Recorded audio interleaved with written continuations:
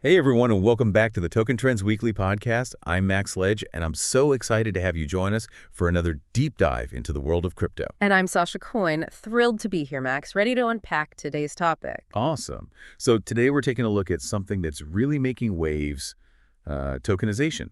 Specifically, how this concept is being used to create some really fascinating possibilities when it comes to sustainability. Yeah, we're seeing a ton of innovation in how tokenization is being used to drive real-world impact in areas like renewable energy and green investments. Exactly. But before we get into all that, let's start with the basics for those who are new to this whole thing. Sounds good. What exactly is tokenization and how does it work? Well, at its core, tokenization is basically the process of taking a real-world asset and turning it into a digital token on a blockchain. Right. It's kind of like this, you have something valuable, right? It could be real estate, a solar farm, or even carbon credits.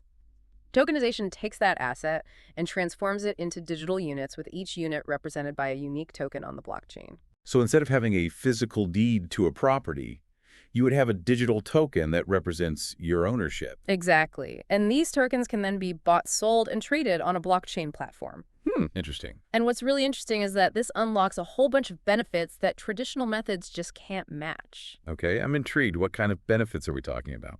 Well, for starters, tokenization dramatically increases liquidity because these tokens can be easily traded on a blockchain. It becomes much simpler to buy or sell fractions of an asset. So instead of needing a massive amount of capital to invest in something like a solar farm, you could buy a smaller portion represented by a token, making it more accessible to like everyday investors. Yeah, exactly. Like, you don't need millions to get started. You can own a piece of a valuable asset without needing a ton of money up Right. front. This fractional ownership is huge.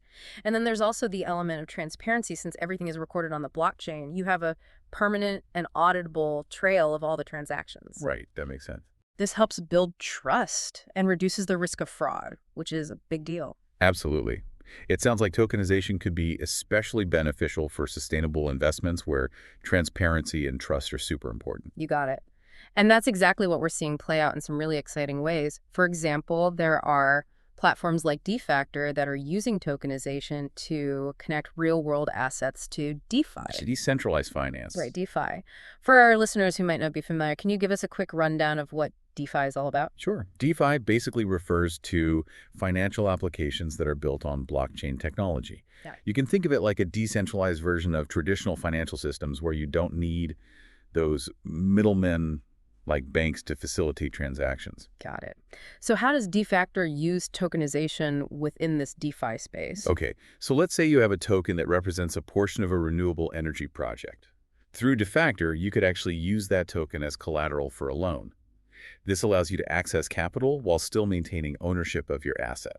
It's opening up new avenues for borrowers and lenders, particularly in the sustainability sector. That's a really cool use case. So we're seeing how tokenization can make sustainable investments more accessible and create new financial opportunities. But are there companies out there that are specifically focusing on tokenizing green assets? Absolutely. There are more and more companies popping up that are tokenizing things like renewable energy projects to raise capital and make it easier for literally anyone to invest in a greener future. And get this, the market is responding. Big-time research shows that the RWA, or real-world asset tokenization market, is already valued at $5 billion. Wow. And it's projected to hit over $10 trillion by 2030. That's a huge GE jump. It really speaks to the potential of this technology to change how we fund and participate in sustainability initiatives. Totally. But what's even more exciting is what this could mean for the future of sustainable investing. Right. There's so much research pointing to some truly game-changing possibilities. Absolutely. So much potential. Well, that's a perfect segue into the next part of our deep dive. Oh. We're going to take a closer look at some of that research and explore what the future might hold for tokenization and sustainability. Stay with us. Welcome back, everyone. We've laid the groundwork. We understand what tokenization is and how it works. Now let's turn our attention to the future. What are the researchers saying about where this technology is headed, especially when it comes to sustainability? Well, one of the most exciting areas of research focuses on how tokenization could democratize green investments. Yeah, we touched on that earlier, right? Making it easier for everyday people to invest in sustainable projects, even if they don't have a lot of money. Exactly. Think about it right now. If you want to invest in something like a wind farm, You typically need a significant amount of capital.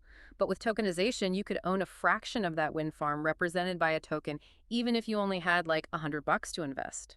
That's huge for people who want to align their investments with their values, but might not have had the means to do so before. Absolutely. And it's not just limited to individual investors either.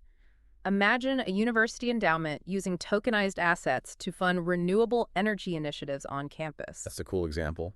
Tokenization could open up all sorts of possibilities for institutions and organizations as well.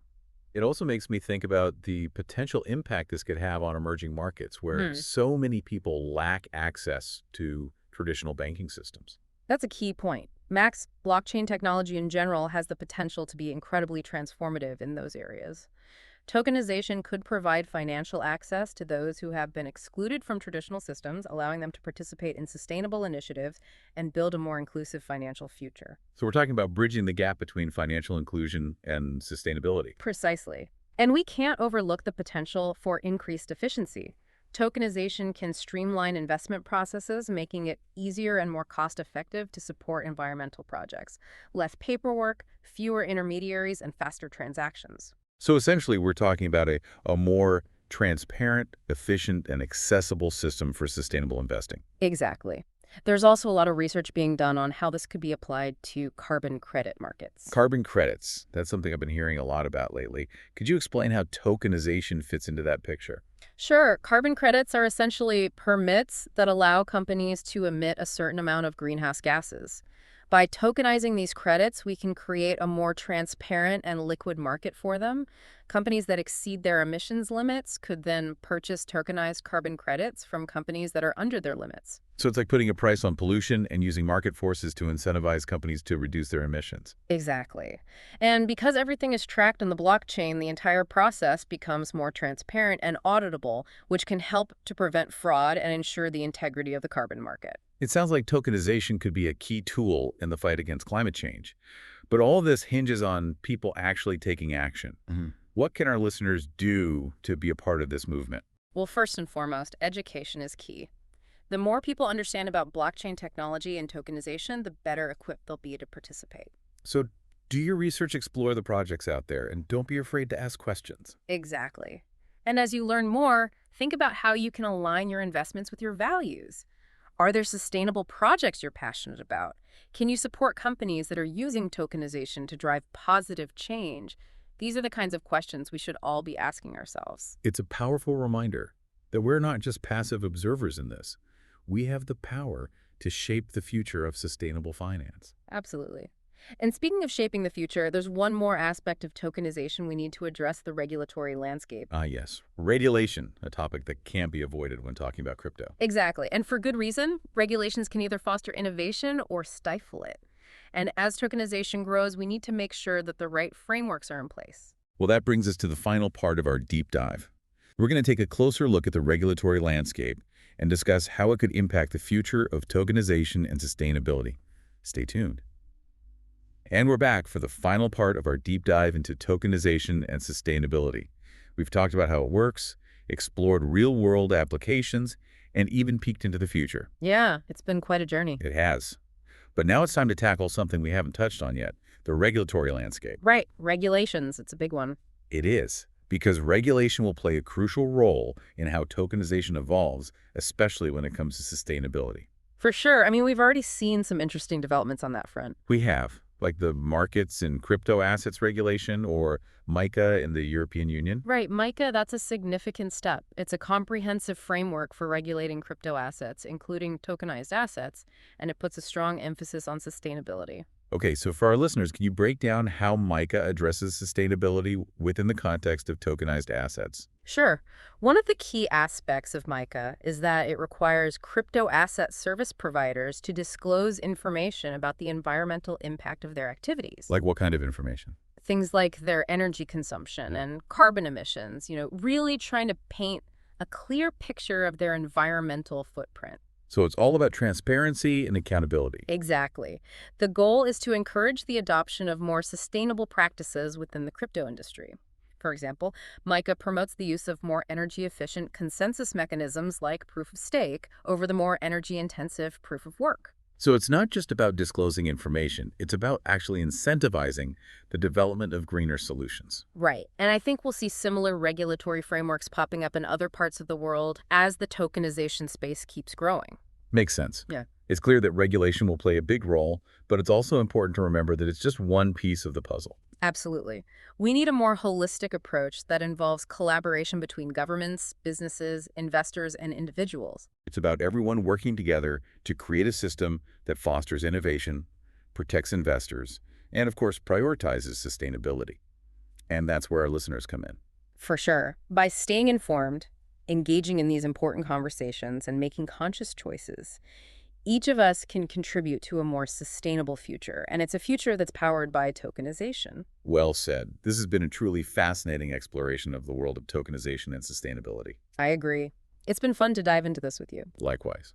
And as we wrap up, I want to leave our listeners with one final thought. As you continue to learn about blockchain and tokenization, remember this, it's not just about the technology itself. It's about the potential it unlocks to create a more equitable, sustainable, and prosperous world for everyone. Couldn't have said it better myself, Max. It's about using this technology for good. Exactly. And that brings us to the end of another episode of the Token Trends Weekly podcast. Thank you so much for joining us, and a huge thank you to our expert for sharing their insights. It was my pleasure. Always happy to talk about this stuff. To our listeners, if you enjoyed this deep dive, don't forget to subscribe to our podcast and share it with your friends.